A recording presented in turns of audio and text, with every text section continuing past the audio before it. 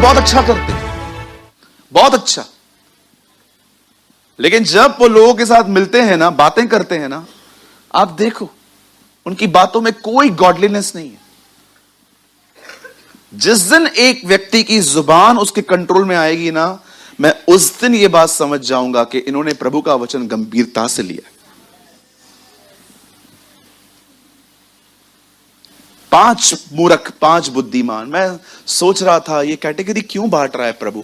प्रभु बता रहा है लास्ट के डेज में 2 तरह के लोग होंगे कलीसिया के अंदर, एक बुद्धिमान, एक मूर्ख। इसका मतलब एक बहुत अच्छा सुनने वाले, पर दूसरा सुनने के बाद उसको प्रैक्टिस करने वाले। आप किस में हैं? बोलिए बोलिए, आप किस में हैं? अपने आप से पूछो। कुछ चीजें ना खुद से पूछनी चाहिए, दूसरों से नहीं। प्रभु खुद कह रहा है अंत के दिनों में कलीसिया में 2 तरह के लोग जमा होंगे, बुद्धिमान और मूर्ख। मूर्ख वो जो बहुत अच्छा सुनते हैं, बुद्धिमान वो जो सुनने के बाद उसको फॉलो करते हैं, पालन करते हैं उसका। एक चीज मैं आपसे पूछ सकता हूं जो आपने फॉलो की कि नहीं? पूछ सकता हूं? कितने लोगों ने अपने क्रोध पर जय पाई है? Think about this. गुस्से पर।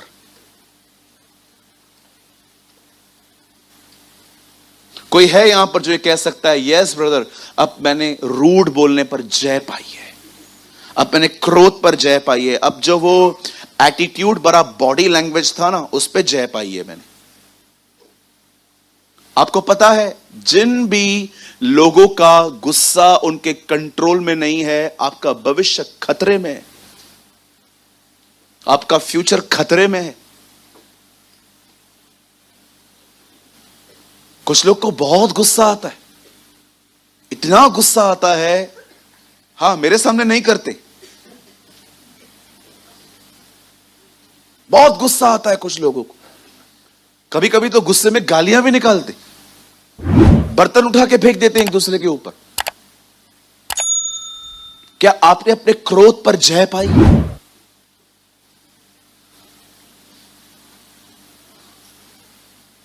मैं आपको अपना एक पाप बताऊं। एक बार मैं घर आया, मुझे बहुत भूख लगी थी। मेरी मां ने मुझे कॉल करके कहा बाहर से खाना मत खा के आना, घर पे हमने खाना बहुत अच्छा बनाया है। और मैंने शाम से कुछ नहीं खाया था क्योंकि मेरी बहुत अच्छी डिश बनी थी। मैं घर आया तो वो डिश वैसे नहीं बनी थी जैसे मुझे चाहिए थी। मैं इतना रूठ गया, ये खाना है? इससे अच्छा तो मैं बाहर से खा के आता, ये क्या खाना है? मेरी मां ने बोला वेट वेट, मैं तुझे कुछ और बना के देती हूं। नहीं चाहिए मुझे कुछ भी। बाद में 1 घंटे के बाद मैंने कहा ऑमलेट बना। जब गुस्सा नीचे उतरा, मैं प्रभु को कह रहा था प्रभु इतनी छोटी चीज पे मैं गुस्सा कर रहा हूं, मैं गाली कब सुनूंगा? कितनी छोटी छोटी चीजों पे आपको गुस्से आते हैं। मैं अपना पाप कलीसिया के सामने बता रहा हूं। हां मैंने ऐसा किया है। मैं रोया, रात भर मैं प्रभु के सामने रोया। मैंने कहा प्रभु मुझे माफ कर। मैंने गुस्से में पता है अपनी मां को क्या कहा? मैंने कहा मम्मी कोई आदमी नहीं मरे ना, ये खाना खिला दे, उसी समय मर जाएगा। मैंने इतने रूड वर्ड्स यूज किए। मैंने कहा मम्मी कोई खाना अगर नहीं मर रहा है ना, जिसके प्राण निकलने पर हैं पर निकल नहीं रहे हैं, उनको ये खाना खिला दे, मर जाएगा वो उधर ही। मेरी मां बेचारी मुझे कुछ नहीं बोल रही थी, उसे पता थी ये पागल हो गया। मैं इतना गिल्ट फील कर रहा था। मैंने कहा प्रभु मैंने कितनी छोटी चीज को बड़ा बनाया। कुछ लोग होते हैं ना, आपको पता है गुस्सा आता क्यों है? एलीशा नामान से मिलने नहीं गया, नामान गुस्सा आ गया। बताइए गुस्सा क्यों आया? ऐसा करिए, थोड़ा आहिस्ते करना, बाजू को लग न जाए। बोलो जो कोई अपनी नजर में बहुत बड़ा होता है उन्हें गुस्सा जल्दी आता है। मैं सेनापति है, मेरे से नहीं मिलने आया, हम भी तेरी नहीं मानेगा। अरे इतना गुस्सा आता है तुझे, इतना गुस्सा? क्या आपने क्रोध पर जय पाई?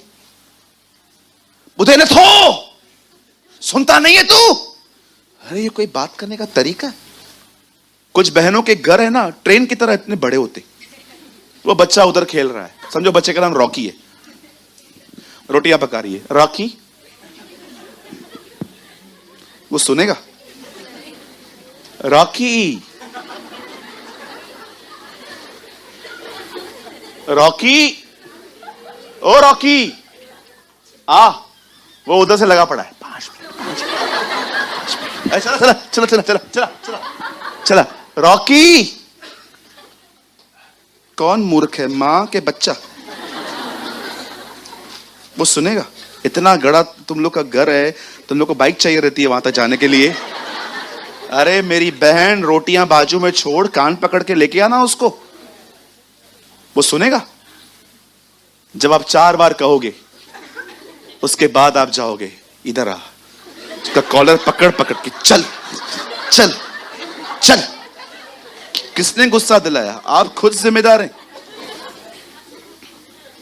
मैं कभी किसको दूर से नहीं बुलाता हूं। मुझे घर में किसी को भी बुलाना पड़ता है ना, पता है मैं क्या करता हूं? उसके मोबाइल पे मिस कॉल देता हूं। विश्वास करो, आप पूछ लो बोले किसी से भी, उनके फोन पे। मुझे घर पे चिल्लाना बिल्कुल पसंद नहीं है भाई, घर पे शांति रखो। घर है, इट्स घर में पीस होना चाहिए। चिल्लम चिल्लिए, इधर आ रे, उधर आ, ये क्या है ये सब? और कुछ भाई बहनों का बोलना तो इतना अलग है, सुनता है। अरे थोड़ा आहिस्ते बोल यार। मी काय करूं, मैं तो बुला। अरे आहिस्ते बोलो।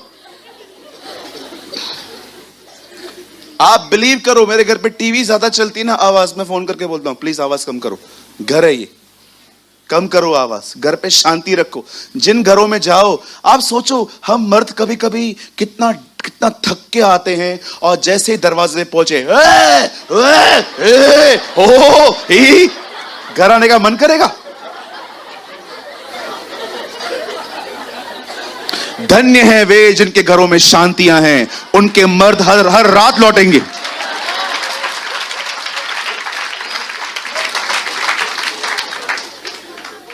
फिर कोई आपकी सुनता नहीं है, फिर आप बोलते हो मेरी कोई इज्जत नहीं है। बहन इज्जत बहुत है। कौन बोला इज्जत नहीं है आपकी? बहुत इज्जत है आपकी, हमारी नहीं है। बोलो बाजू वाले को, आज के बाद घर पे चिल्ला के बात मत किया कर।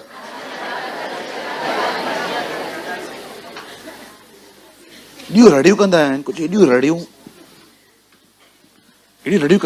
इतना चिल्लाते हैं। और कुछ लोगों को लगता है अगर प्रचार चिल्ला के करूंगा तो लोगों को लगेगा मैं आत्मिक हूं।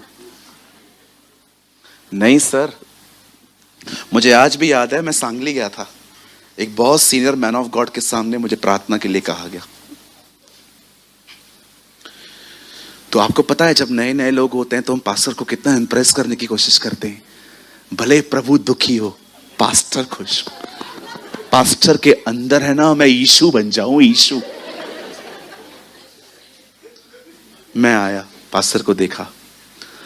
परमेश्वर पिता, मैं दुआ करता हूं यीशु मसीह नासरी के नाम से, इब्राहिम, इसहाक और याकूब के महान परमेश्वर, तू भला है, तू अनुग्रहकारी है, तू दयालु है प्रभु। आज हमारे पास्टर के ऊपर अभिषेक भेजना प्रभु। आज उनके ऊपर ये भेजना, वो भेजना, वो देखना, ये देना, वो देना, वो देना, वो देना, सारा स्वर्ग उतार देना प्रभु।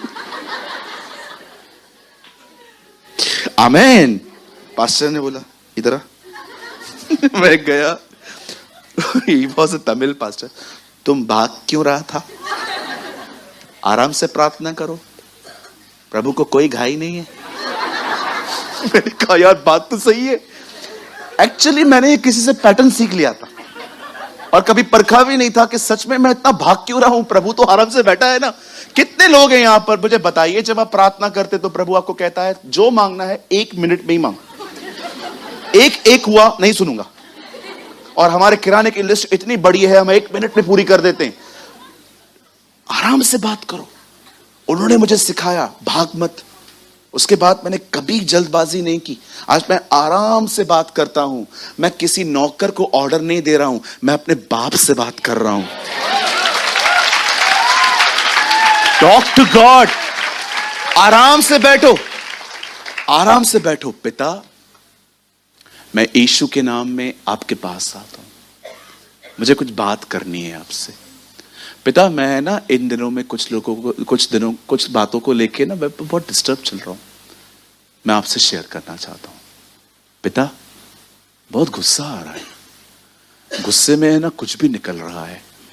आप तो कभी क्रोध करते नहीं थे, आप मुझे भी जय दीजिए, मुझे अपनी आत्मा से भरिए, जब भी मेरे अंदर एंग्री इमोशंस निकले ना, मैं उसे कंट्रोल कर सकूं। मेरी मदद करिए यीशु के नाम में, आमीन। आराम से बात करो, बच्चों की तरह बात करो, बच्चे बनो। प्रभु से जब बात करते हो ना, बच्चे बन जाओ। फरीसी लोग प्रार्थना करते थे, ए इब्राहिम, इसहाक और याकूब के प्रभु, एलिया के प्रभु, ये प्रभु वो प्रभु, और चेले वो कानों में उंगलियां डालते होंगे। लेकिन एक बार उन्होंने पता है क्या देखा? एक व्यक्ति ऐसे प्रार्थना कर रहा था, ऐ बाप, तू जो आसमान में है, तेरा नाम पाक ठहरे, तेरी मर्जी जैसे आसमान पे पूरी होती है। इसीलिए ये देखकर उन्होंने कहा था, हमें प्रार्थना करना सिखा। That is the reason. उन्होंने देखा था जीसस प्रेयर नहीं कर रहा है, एक बच्चा अपने बाप से बात कर रहा है। एक्चुअली जीसस इनसाइड एक चाइल्ड की तरह ही था। क्या कहता है वो? पुत्र कुछ नहीं करता जब तक बाप को करते हुए नहीं देखता।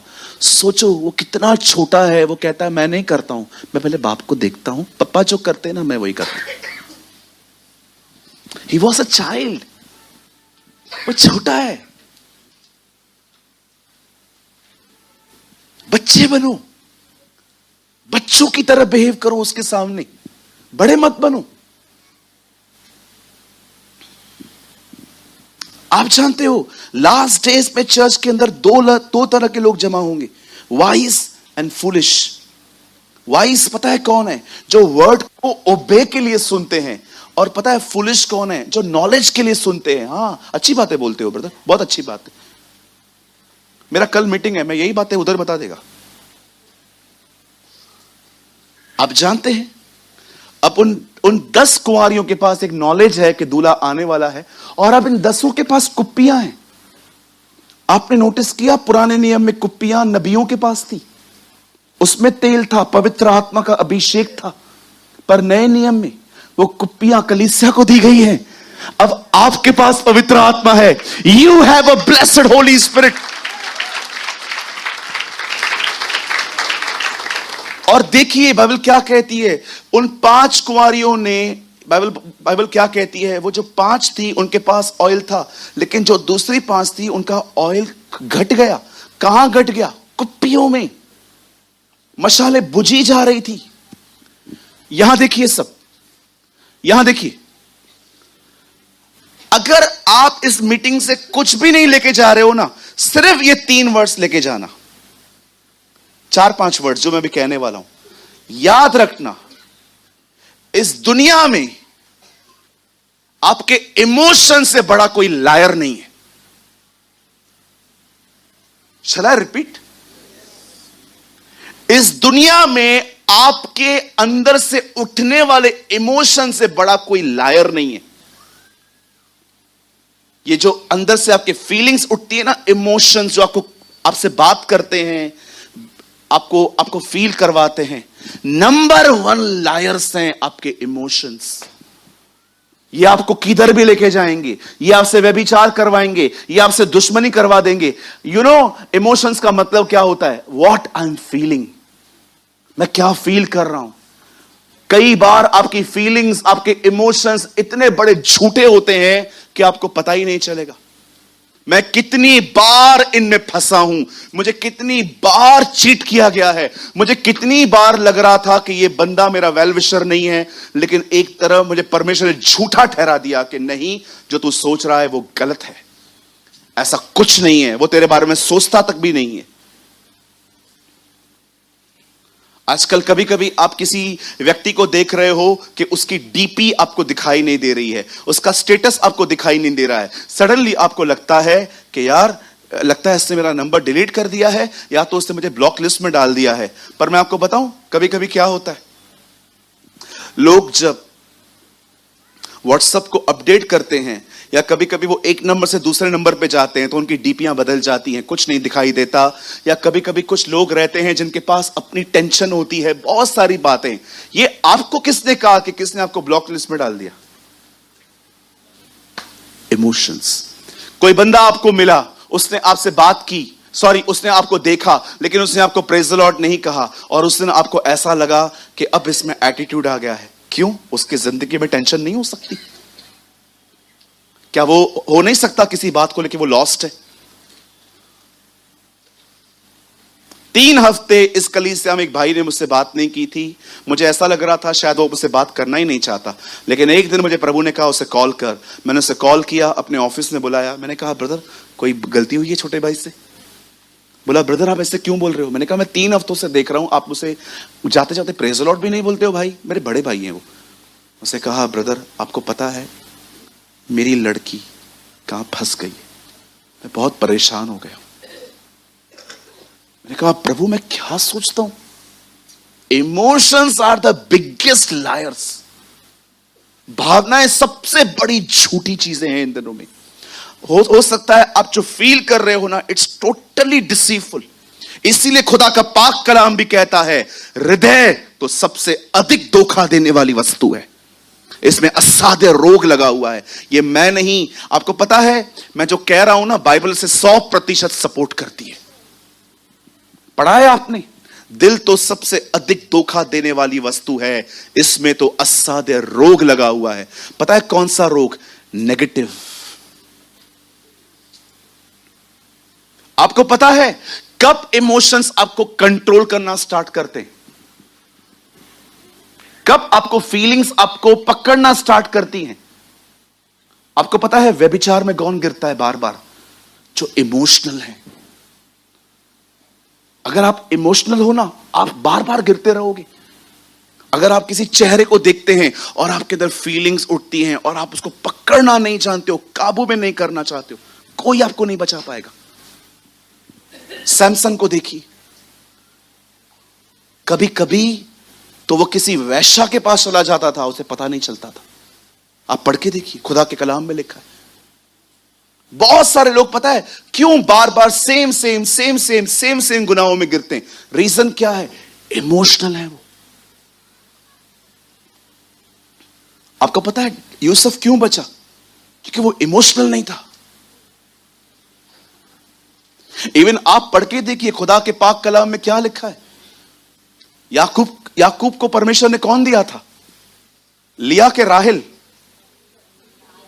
लिया दी थी प्रभु ने उसको, लेकिन बाद में उसने राहेल चाही। राहेल उसको स्टार्टिंग से पसंद थी, लेकिन परमेश्वर ने सबसे पहले उसको लिया दी थी। मरते समय वो क्या कहता है? मुझे लिया के बाजू में गाड़ना, राहेल के बाजू में नहीं। क्यों? क्योंकि वो जान गया लिया प्रभु ने दी, राहेल मेरे इमोशंस थे। आप जानते हो जब इंसान की कुप्पियां खाली होना शुरू हो जाती है ना, वो डिसीव होना स्टार्ट हो जाते हैं। आज भी आप में से बहुत लोग हैं, पता है आपको कौन चला रहा है? खुदा नहीं, आपके इमोशंस, आपकी भावनाएं।